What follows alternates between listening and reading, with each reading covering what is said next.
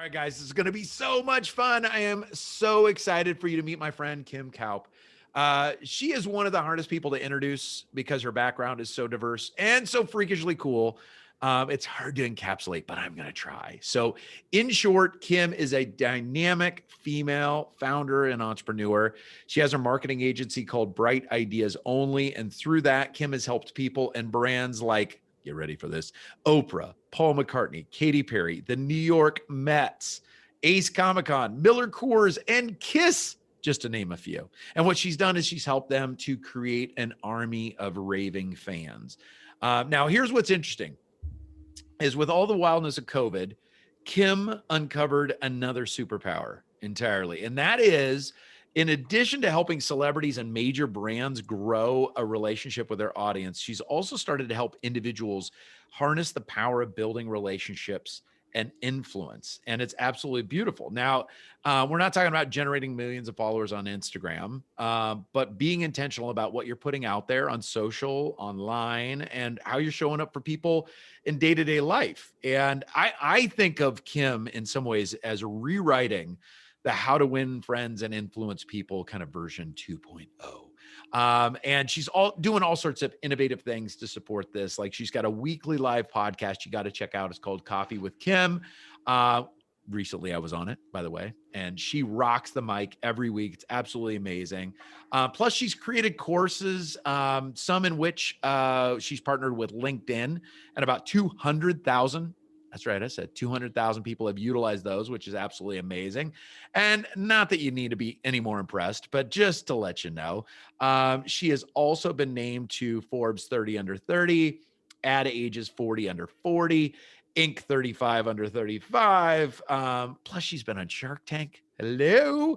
And this is one of the coolest things. She's been a judge in the Miss USA pageant. It's so cool. I couldn't even get it out there. So and lastly to say, we were introduced by my good friend and past Dream Think Do guest, Antonio Neves.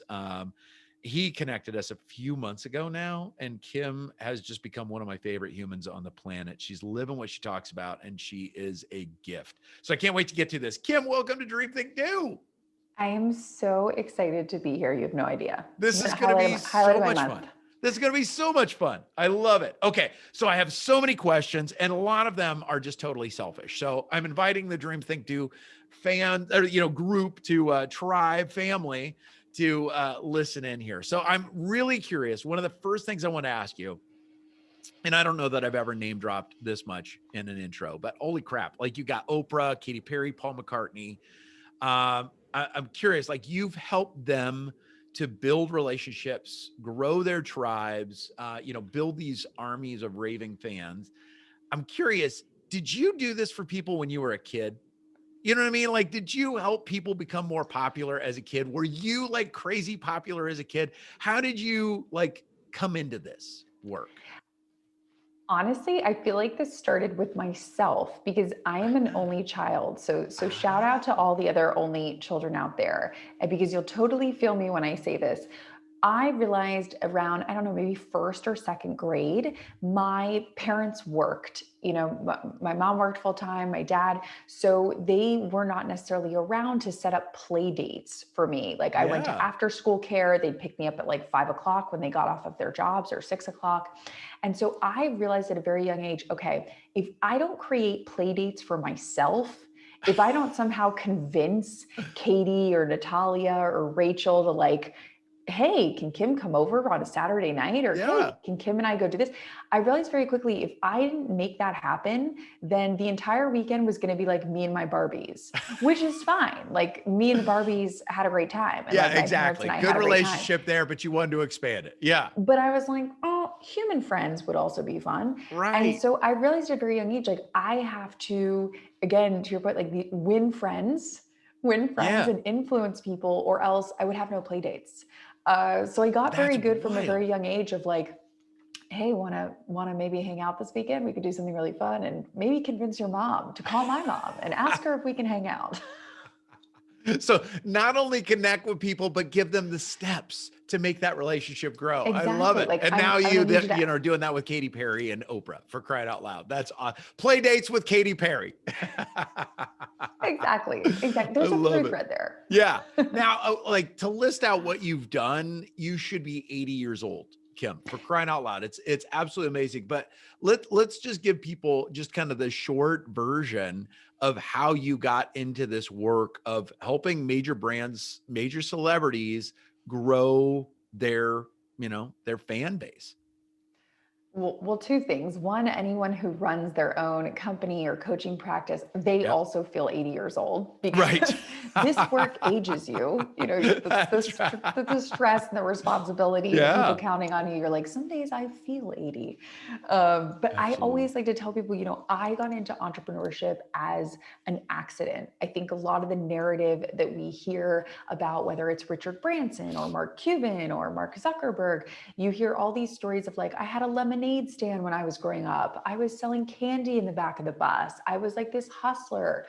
And that's sort of the narrative when we think about entrepreneurship, that you had it from, I always think the Maybelline line, like maybe she's born with it. Yeah. Like maybe you're just born with like the entrepreneurial gene. And so Yeah. I always think it's important to say, like, I never had a lemonade stand. I never sold candy in the back of the bus. I didn't have a lawn mowing conglomerate like going on in the neighborhood. Did not have any of this. My dream was to work a corporate job. And I did Wow. that. I graduated Yeah. university. I got my dream job in corporate. I loved it. And entrepreneurship found me by accident when I was Interesting. 25. So I just think it's important for anybody out there who's listening who thinks like, well, I'm too old or I never had that gene or whatever. Like entrepreneurship can find you like in That's the dead awesome. of night when you Yep. least expect it. Absolutely. So how did it find you at 25? It found me. I worked at Condé Nast straight out of university, my dream job in Yeah. magazines. It was like Devil Wears Prada in real life. I was like Anne You were Hathaway living it. Exactly. running around Manhattan. And I stayed there for 2.5 years and really wanted a new challenge. And like most people, when you're ready for a challenge, you sort of go to lunch with a friend or maybe a coworker, and you kind of imagine like, I'm kind of thinking about a change. I'm kind of thinking about a new goal. And it just so happened that the friend that I was kind of breezing this thought process by was like, I know a friend of a friend, and he's hiring at this entertainment ad agency. And I think you'd have a Wow. great conversation. Lo and behold, I have a conversation. 2.5 weeks later, I'm starting a new job. It was Wow. very quick. It was very fast moving and completely my fault and like a red warning sign.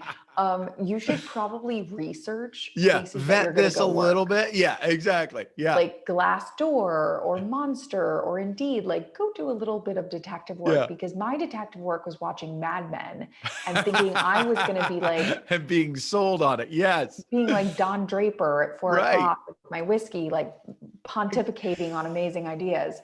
And I don't have to tell anyone that the Mad Men show is not real life. So when I got Right. to this ad agency, I was like, oh, this isn't what I expected. Yeah.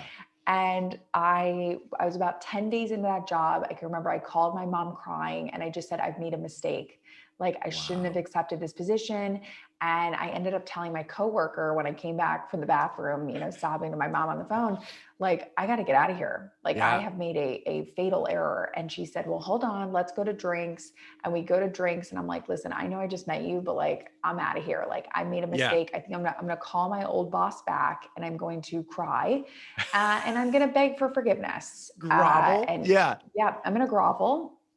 And I was like, that's not fun, because I sort of left like Jerry Maguire, kind Yes, of like, exactly. I'm out of Holding the here. goldfish. Exactly. Who's See with you me? later. Yeah. And so it was going to be a little hard to grovel coming back from that. Sure. And she was like, well, before you do that, I've been thinking about leaving too. And I have this crazy idea, and maybe you want to go in on it with me. I think you'd be really valuable as I try to, uh, do this crazy thing. And I thought, well, my two choices are groveling, not great, or start this company with this random person that I've met and it will Wow. statistically fail because 92% of startups fail. Right. But at least when it fails for 3 months, I'll have on my resume that I was the co-founder of a defunct company. There And we then go. at least Go then when I down go in a back and blaze grab, of glory, right? go down in a blaze Absolutely. of glory. And then at least when I grovel, I'll have like a really funny story that, Yes. and so that was really, and obviously I never had to call that boss. And that Wow. was, 10 years ago. Here we That's are. incredible. I love it. Oh my gosh, that's amazing. And Dream Think Doers will love that as well because we are big fans of small steps of faith over time, but once in a while you got to take a big leap of faith once in a while as well. So I love that. So here's what I want to do is I want to talk about some of the things that you did to help bigger brands, bigger name celebrities, that kind of thing, build relationships, build influence. And then I want to translate that into the work you've been doing with individuals, right? Not necessarily to grow 1 million followers on the Instas, but to grow your influence wherever you're at. But let's talk about, the bigger names. What were some of the principles? What were some of the strategies that you used that, are in some ways life strategies that you were, applying with these big brands and celebrities to build that influence? It sounds really simple, but there's really two main strategies. And number one, that is recognizing that you have influence. So many people don't recognize that they have influence, and you have influence in one of two ways. One is by default. So just Mm, you recommend a restaurant to a friend, you yeah. recommend a store, and that friend or that neighbor or somebody goes and takes you up and goes to that restaurant, goes to that store. So like you have influence Yep. by default. Yep. And you can either have it by default or you can have it by design.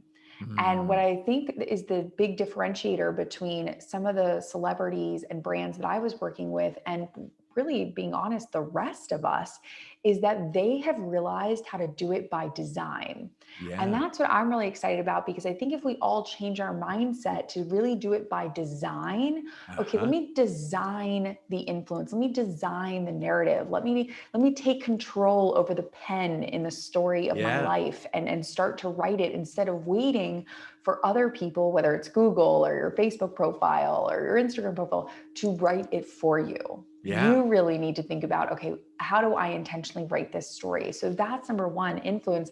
And number two is really thinking about relationships and how are Mm, you engaging with people.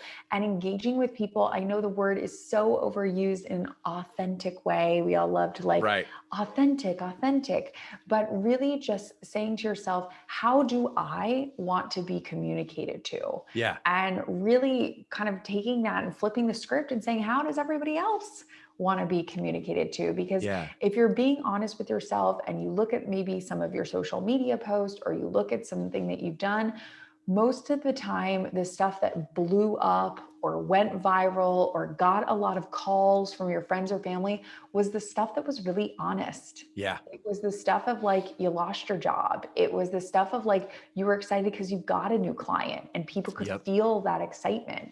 It's the stuff where you really kind of listen to that little voice, like deep down, those little God whispers that you might be getting, and you followed it. Yeah. That's really like the authenticity when it comes to that engagement.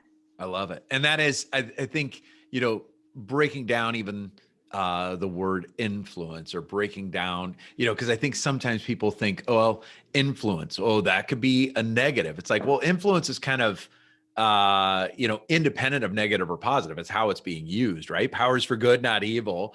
The same thing, though, is I think sometimes people will start to think, okay, do I need to create a persona in order to influence in a different way? And that's not what you're saying by design. It's like, no, how do I want to be intentional about showing up? And you're exactly right. It's so often, it was funny. I was in a training session this week with some higher level coaches, and, somebody asked me, what are the big three things you're focusing on?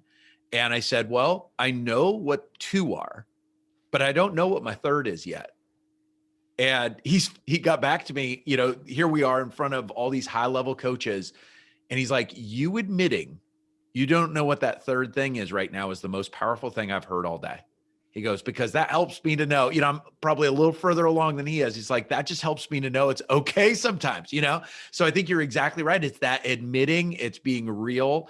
And like you said, when you're trying to be authentic for authentic's sake, it has the danger of being a persona, but it's like, no, just be you.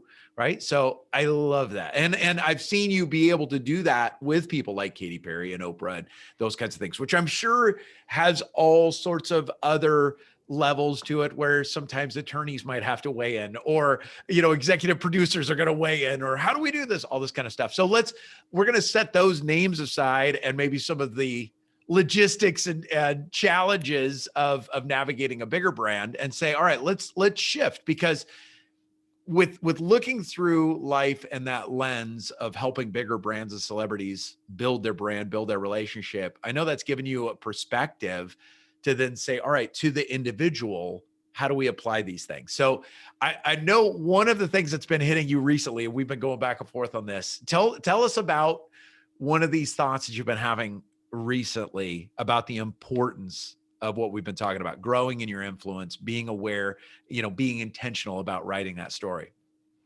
Well, I just want to set the picture for Yeah. anybody listening, because we've all been there, right? Yeah. A meeting gets put on your calendar. Maybe your best friend says, "Hey, I want you to come on a double date with me and this new person I'm dating. Here's their name. Let's make a restaurant reservation." Or maybe, you're going up for a job interview and you want to see who's interviewing you. So what do? In all of these scenarios, every single one I named, Right. the first thing that we all do is we get on our crazy phones Yep. and we Google these people, because you want to know, who the heck am I interviewing with? You want to know, is my friend dating a psychopath? We got to investigate. We got to do some Nancy Drew type investigation. Right. We want to know who we're hiring. We want to know who we're meeting with. Our natural default is, you've told me a piece of information that I don't know, which is a stranger. And as we've all been taught, like, stranger danger. Right. So our first reaction is, let me make this person not a stranger. Now, back in 1990, the way that you'd have to do that is maybe pick up the telephone and you'd have to call a couple people and say, "Hey, do you know Ralph from Cisco? I'm meeting him next week." Or, "Hey, did you go to school with Jenny? Because my brother is dating him now and I want to know more about this girl." That was really our form of kind of, hey, checking out who these strangers are. Conversations, digging deeper. Exactly. Yep. But now it's 2021. Yep. And we don't have to pick up the phone anymore. We pick up our cell phones and we pick up our digital trail. So we are Googling people. We are looking at their Facebook. We are looking at their LinkedIn. We are looking at their Instagram. And so what I tell people all the time is, people are getting to know you before they even meet you. Before they even set eyes on you, before they even have a conversation with you, which then also means, and anyone who's seen anybody online date will know this, one swipe left or one swipe right means you are getting no'd. People are saying no to a date with you before they even know you, before they've even met you. And people are doing that in meetings, and people are doing that before coaching calls. And people are saying, I looked into him, I didn't like what I saw. So no, I'm not going to take that meeting. I'm not going to take that phone call. So before they even get to know you, you have already been eliminated. So I tell people all the time, I know some of us don't want to lean into our personal brands. I know some of us think, oh, it's the last thing on the list. I'll get to that spring cleaning at some times. I've been letting my LinkedIn go. I've been, not paying attention. And when we do that by default, when we don't own that story, we have no idea what opportunities we are missing out on, because people are knowing us before they know us. Yep. I love that. And I think that when you share that, and just even the phrase "know before know," KNOW, right? Like, it's like, oh, it is so true. That is exactly what we do now. Like, you don't even think about it, that potential meeting, for us, somebody reaches out to say, "Hey, I'd love to be on the show." What do? We take a look at what they send, but more so you dig in a little bit, right? And just instantly, all right. And what are we making those decisions on? We're based on, all right, what are we seeing? What are they saying?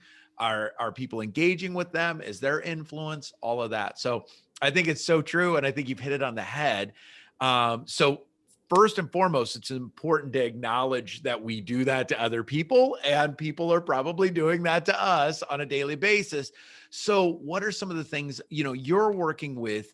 You're working with executives, you're working with young professionals who are wanting to be intentional about this, not to grow some sort of, million follower, kind of thing on Instagram. Not that that's bad, but you're talking about that they're just wanting to have more influence within the organization that they're in, or set themselves up for a better career, or be able to, get themselves in a position. They've got a big idea, they've got a big dream, and they want to spread that. They want to ask for help. They want to get people on board. So what are some of those things that you're doing with folks to help them intentionally, get to more yeses? Exactly. I'm working with leaders and individuals and Yeah, coaches and CEOs who are saying, yeah, Kim, I get it. I get it because I do the same thing. So like exactly. they know it's happening because they're doing it to other Right. people. And so they're saying, okay, I recognize that there's a problem. How do I get to the solution? Which is, how do I clean up my social media? How do I get intentional about the content and value add that I'm putting out there? How am I really serving people? I know when we think about serving people, we think a lot of times physically or one-on-one or Zoom Right. calls, but we don't think about digitally serving people. And so how are you doing that digitally? How are you Yeah. putting those dreams or those intentions out there that you want that promotion, you want that new job, you want that award, you want that honor, you want to get that book sold, you want to start that podcast, you have big dreams. So how are you setting yourself up? How are you laying that foundation, that Yeah. groundwork for yourself to really build off of that? Because at the end of the day, I always tell people, you are you, and people buy into you. I don't Yeah. care if you started a business. I don't care if you started a podcast. I don't care if you wrote a book. People bet on the jockeys, not the horse. At the That's end of true. the day, like people buy into you Yep. as a human being. And Yep. it doesn't matter if you are a human that works at Bank of America, because the truth of the matter is you probably won't work at Bank of America for the next 30 years. You'll probably have 10 different jobs. Yep. And you're not going to coach the same people for 30 years. If you're a coach, you're probably going to change coaching clients. So it's Yep. really about how do you set the foundational groundwork of this is who I am and this is who I'm showing up as online. Again, LinkedIn, personal website, maybe Twitter or social media channels, and really helping leaders curate. Let's figure out what that narrative is for you so that when all those good things come, because we're setting our intentions, we know they're Yep. happening. We know we're going to write the book. We know we're going to launch the podcast. Like we already know that we're going to get there. So how do we set ourselves up for success when we already get there? Yep. We're already set up for it. I love that. So it starts with that intention. How do you help people get clear on what they want to be putting out there? Because I do think a lot of people are doing this by default, right? They're not by doing it by design. So how do you help them start by saying, all right, what do you want more of out there? I always think it's funny because usually when I dig in with people, their superpower is something that they find incredibly boring. Hmm. Like they think it is the most boring because to them it comes naturally. So I'll use Sure. myself as an example. Ever since I was a little kid, have always been a little bit of a ham. Maybe it was because I was an only child, but like Yeah. cartwheels on the stage at the mall or doing things. I was like, gymnastics or ballet. All the little kids would be scared to do their dance routine solo. Not me. I Yeah. was out there at 6 years old, like Beyonce, like breaking it down for my solo. And it's Sure. just something that I've always been comfortable with. And it wasn't until about like high school that I realized, oh, nobody wants to do the group presentation. Like nobody Uh-huh. else wants to talk in front of the class. And then when I got to college, I was like, wow, everyone's really nervous about these interviews. And then once I got older, I realized, oh my God, 80% of the world is terrified of public Yeah. speaking, like absolutely petrified, like cannot do it, sweats, shaking, shaky voice, gonna throw up, can't do it. But I never had a problem with that. So if you said to me, what's my superpower? To me, it comes naturally. So I don't think about it. I'm like, Uh-huh. oh, well, maybe my superpower is organization, or maybe my superpower is starting a business or being a founder. And I'll have friends hit me over the head and be like, are you crazy? Your superpower is talking in front of people. And I'll be Yeah. like, really? You think so? I don't know. It's kind of boring. And what I found is with most people, if you're a person that's super, super organized, or you're a person that's super, super good at coding, or you're a person that's super, super good at being empathetic, or you're a super, super good listener, because it comes second nature to you, you Yeah. don't think it's that special. It goes back to if you're eating a peanut butter sandwich every single day, and then you finally meet someone who's never seen a peanut butter sandwich before, and they go, wow, What you is get that? to eat these every single day? And you're like, yeah, it's my peanut butter sandwich. Like, Yeah. what about it? This stuff to you seems boring, but to other people, your superpower is like incredible, because if you're super organized and they're disorganized, Yep. tips and tricks and value that you provide is like, oh my God, like, whoa.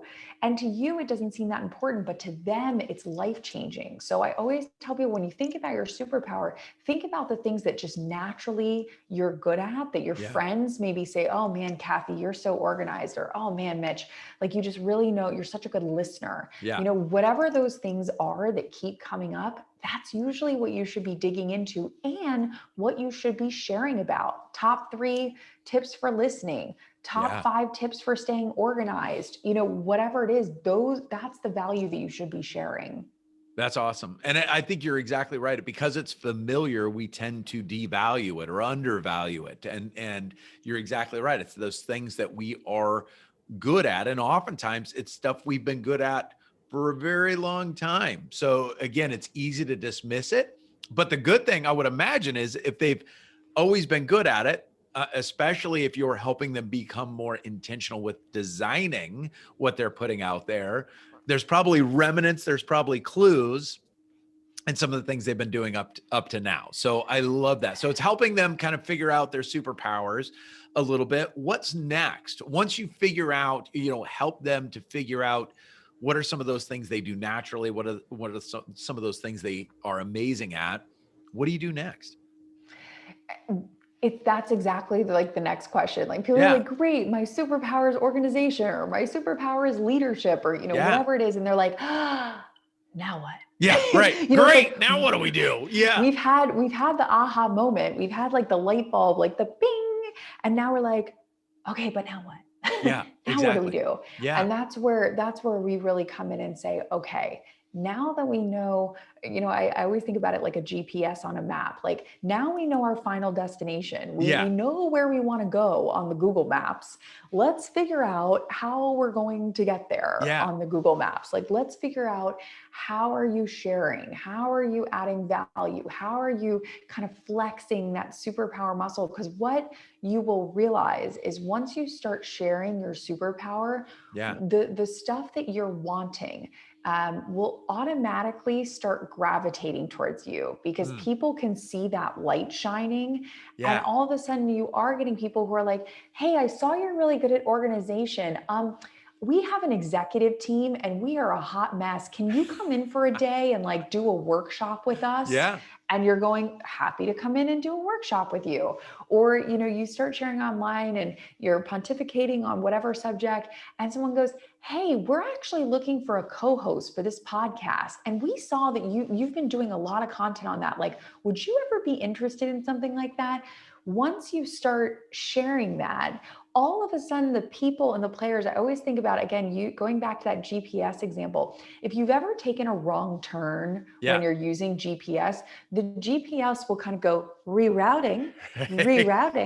And so what I always tell people is, if you have that end destination, you have that, here's the goal, I'm really good at organization and my dream is to turn into the home edit, Sure. that Sure. show on Yeah. HGTV.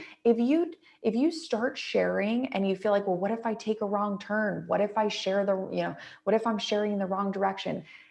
Don't worry. The universe, God, Allah, whatever you believe in, like it will reroute you. Yeah. Like you will get to the final destination. You may have a couple reroutes, in the journey, but that's part of the journey. But you have to put the car in drive. That's what I Exactly. always say. I know so many people who say, I got my superpower, I know what it is. And then it's like analysis paralysis. They Yep. can't quite start. They I'll kind of really don't start once I know know what I'm going to do. And it's like, well, you only really know what you do once you start. It's once you so start. true. Yep, It's like you exactly. And got to that's, put the car in drive. You got to yeah, drive the car to yeah, get to you might take a couple wrong turns. That's okay. But right. you got to put the car in drive. Exactly right. And that's with Dream Think Do, we talk about the power of experimenting. And I think that this is so true, especially on this front, because a lot of people are like, well, I want to get better at being able to put content out and being able to help people,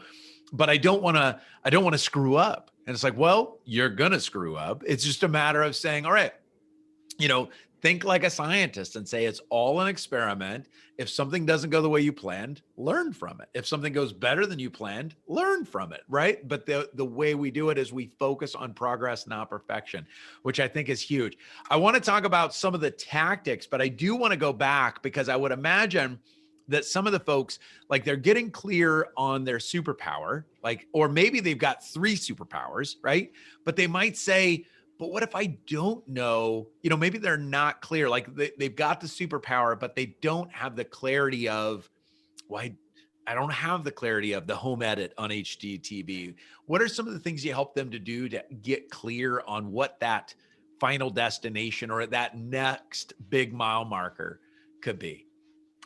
I always say 2 things. One, talk to other people in your life. It Mm, could be friends, could be family, could be coworkers, could be mentors, could be advisors, could be your neighbor. I don't care. yeah, Go get a wide variety of people that are in your life, different ages, maybe they live in different places, maybe they have different jobs, and ask this simple question of like, what do you think I'm good at? Well, mm. and then I always ask this question because I think it's kind of fun and I'm a huge Harry Potter fan, but like if you had a Harry Potter magic wand Yeah, and you could wave it around and suck one expertise out of my brain and move it into your brain, yeah. That's a what would scary that thought, but be? awesome. Yeah, I love it. Because Absolutely. I mean, I know for you, Mitch, you are a master at storytelling and you are a Oh, thank you. master at empathy. And I would suck that out of your brain and I would put it into my own brain. Yeah. And so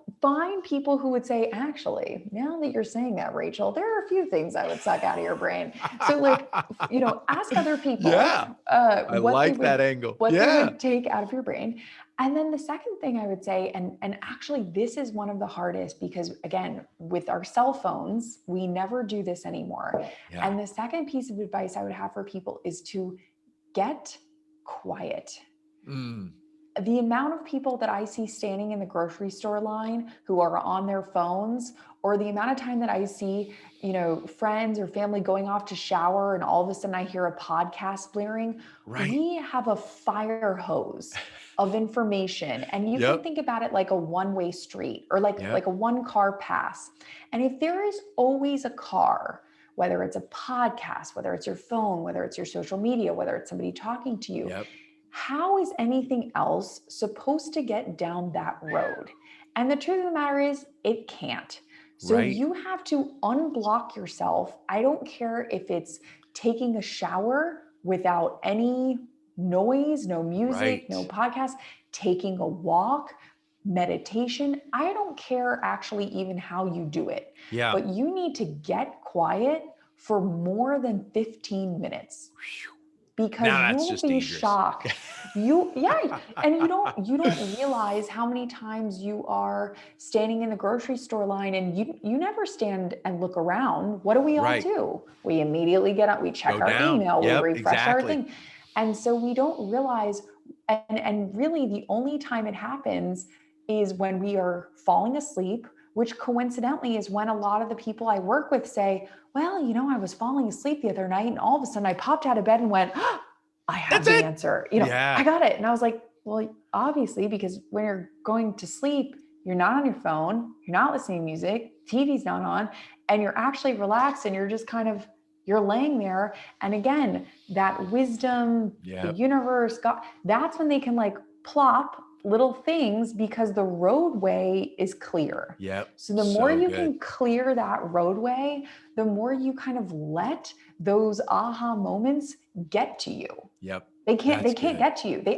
They're trying to get to you. Right. And your TikTok obsession and your Netflix watching, like it's Yep. getting in the way. Like they actually can't reach you. I love it. I love that. Okay, well, that is a fantastic answer. That is gold right there.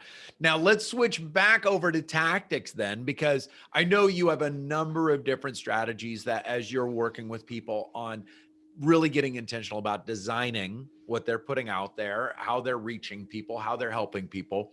What's one of the most important things? Where should people start if they're going to start to be more intentional about, basically what they're putting out into the world as they're influencing people, as they're moving more and more towards that dream, that goal, that destination? What are 1 to 2 important strategies they can start to use right away?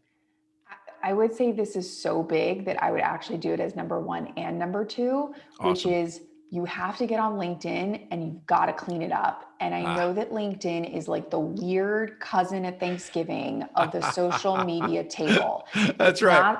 It's not the cool and sexy Clubhouse. It's not cool and sexy TikTok. It's not your Snapchat. It's not your Instagram.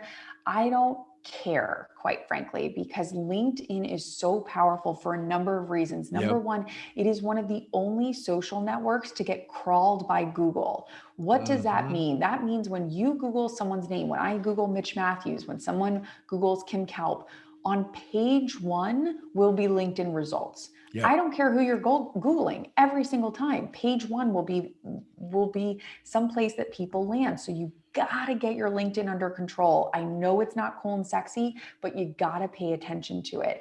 That's number 1. And number 2. And I think that's we're going to speak to that. Sorry to interrupt you, but I think that's a huge point, especially, like you said, there's a lot of other platforms that are sexier right now, that are hotter right now, all of those things. But from the standpoint of LinkedIn and Google being able to search LinkedIn, it is key, especially when we go back to your know before no concept, because that's exactly right. People are going there. They're going to Google saying, what do they see? Click on that LinkedIn. What do they see? And if everything on LinkedIn is from 4 to 5 years ago, or, whatever, it's amazing how that often is a misstep that people don't even realize is happening to them. So I totally agree with you. And I would also say LinkedIn, I used to poo-poo LinkedIn completely, but in the last 2 years, I'll tell you what, they have been doing more and more things right. And so I think that is a really specific tactic, but I think it's also something people can start to do immediately. Absolutely. And actually on the homepage of my website, if you're listening to this and you're like, oh, Kim, the thought of like digging into my LinkedIn profile sounds like a disaster. It's like Right. going and cleaning out the garage. I have a free resource on the homepage of my website. It's the top 5 ways that you can optimize your LinkedIn profile, totally free. It maybe will take you anywhere from like 30 to 45 minutes. It will be the best 45 minutes you have ever spent on really upping your game in a huge way. And many people don't realize 17 million leaders, C-suite leaders, CEOs, CMOs, CTOs worldwide log into LinkedIn every single day. So when I talk to coaches, when I talk to entrepreneurs, and I'm like, you're telling me you don't want to reach 17 million C-suite people that could be consuming your content or could be consuming your profile? It's massive. And unlike Facebook and Instagram and some of these other platforms, LinkedIn right now, everybody, it's like the gold rush. There's so much organic growth. There's so much opportunity to really use the platform in a positive way. It's just, I cannot like shake people enough about paying attention to it because it's a gold mine right now. I couldn't agree more. I think it's in some ways, I hear people talk about it, especially people that are growing online brands and things like that, online entrepreneurs, but anyone, there's a lot of people that kick themselves to say, oh gosh, I should have gone all in on Facebook, when it was starting. I should have gone all in on Instagram when it was getting started. And you're just like, well, I know LinkedIn has been around for a long time, but it's kind of that season with LinkedIn. Like it is a gold rush with LinkedIn, and it's a very important time. I love it. So go there. That is one of the first things. What's the second thing? I interrupted you. No, that I'm because I know people are very busy. I Yeah. don't even like to give out too many homework assignments. So Right. like my one homework assignment is like, please, I am begging you, like download this free resource, Yeah. fix your LinkedIn, because even just doing that, that's already showing the Google algorithm. It's updating it. It's Yep. giving it new information about you. And that's automatically going to help. And the last thing I'll say is my big dream, my big wish is that you actually provide value on LinkedIn, that you actually provide helpful content for other people, because many people don't realize, unlike some of these other platforms, only 2% of the people that log into LinkedIn every single day provide content. The other 98% are lurkers.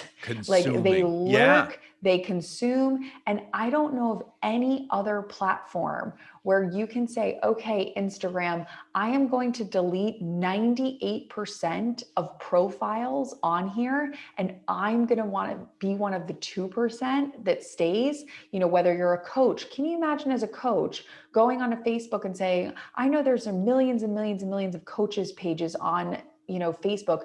Right. Mark Zuckerberg, I want you to delete 98% of them so that when people type in coach, I'm what is found. And I tell people that's happening on LinkedIn right now. It's mind blowing. That is mind blowing. And I think no matter what your background is, it's interesting. I'm, you know, working with somebody right now that has been very successful in the software world, an incredible leader, right? But I've been encouraging him to put out content because he knows his long-term plan is to probably do consulting work or to become more of an, you know, influencer, but also he's probably going to help lead other companies for at least the next decade. And I was like, hey, put out good content. Like, one, you're brilliant and you're a great leader. So just make yourself once a month, you know, think through what's something that worked or what's something that didn't work, you know, and how would you tweak it? How would you change it? And just put that out there. Because I said, you know, you never know when that next opportunity is going to come. You never know when that next person who either could hire you as a consultant or hire you as, you know, a major position in their growing firm. And it's one thing to nail an interview, but if they go, like you said, to LinkedIn, they're going to go to Google anyway, but then it's going to pull up LinkedIn and they see a piece of valuable content once a month. And I said, gosh, at the very least, this is going to help your team. This is going to help you to verbalize these things. So why not put that content out when you don't necessarily need to, so that when you need it, you'll be able to benefit from it. So I love that. 100%. And I want to get on my soapbox for like 2 minutes with your listeners really quick. That's right. Get out the bullhorn, right? Get out the bullhorn. There we go. Yeah. Because I think it's so important. I think we have a habit of complaining. Right now, it's very in vogue to like complain about the millennials. Right. Like, well, the millennials in my workplace, like they don't understand hard work. They just don't understand what it's like. And what I always tell people is, for me, the only way that you get a pass to complain is if you're doing something about it. So every single person that I hear say, well, the millennials in my workplace, I stop them and I say, before you go any further, how many people are you mentoring right now? How many people do you have as an apprentice? And they'll usually say, ooh, yeah, I don't really have time to mentor other people. I don't really have like, you know, I don't really have the time. And so then I say, then you don't have a pass to complain. Yeah. You don't get a pass. Really good. I feel the same way about like politics and voting. Like, you only get to complain to me if you went out and voted. If you didn't go, I don't care who you voted for. Exactly. You can vote for the man in the moon as far as I'm concerned, but you only get to complain if you try to create change. That's good. And if you're not trying to create change, I don't want to hear it. So like, I mentor people regularly in addition to my consulting and private client works that usually it's young people in university, you know, some of them in the US, some of them in Canada, some of them in Mexico, because I'm like, I now get to complain. Yeah, exactly right. You I'm have doing something the about it. the ground to do it, right? Exactly right. And I think I think that is so true. And I think if I'm hearing you, one of the other aspects of all of this is getting clear on where you want to go, being intentional about your, what you're putting out there, your profiles, all of those things. But it's also like doing good in the world, right? Like, and it's not necessarily doing good for the immediate payoff. It's doing good to, help your organization, help the world. And oftentimes as we do that, it will help ourselves as well. So I love it. All right, Kim, I'm going to do a little commercial for you just real quick. I want you to think about this. What's one last piece of advice that you would want people to know, especially as they're getting intentional, especially as they're designing, their life, what they're putting out there, all of those things? Be thinking about that. What's that one last pearl you want to offer? You've given us so much, but be thinking about that. Guys, we've been talking with Kim Kaupe. I want you to go check out her website. And seriously, I've downloaded her insights on LinkedIn. You're going to want to do that. It is priceless and it's actually free. So go grab it. Do yourself a favor there. We'll put all of the links in the show notes as well. So don't worry about that. But Kim, bring us home. What's that last piece of advice you'd want anybody to know, whether they're Oprah or whether they're just Oprah within their organization? I would say design your life with like a million scribbles under your, because I think one thing that I realized in my journey is that society and your friends and your family and your partner and everybody all have an opinion on what your life should be. You should get married, you should have kids, you should move, you should get that job, go after that promotion. But if that's not what you want, if that's not what you want, at the end of the day, when you're going to bed and you're putting yourself to sleep at night, not to be verbose, but nobody's promised tomorrow. As Right. we've seen with the pandemic, nobody is promised tomorrow. Very So true. you have to go to bed every night knowing that you're staying true to yourself. You're staying true to that little voice in your head, and you're not living life based on what other people want of you. So I would say when I say design your life and create your life, I really do mean your life, not anybody else's. So good.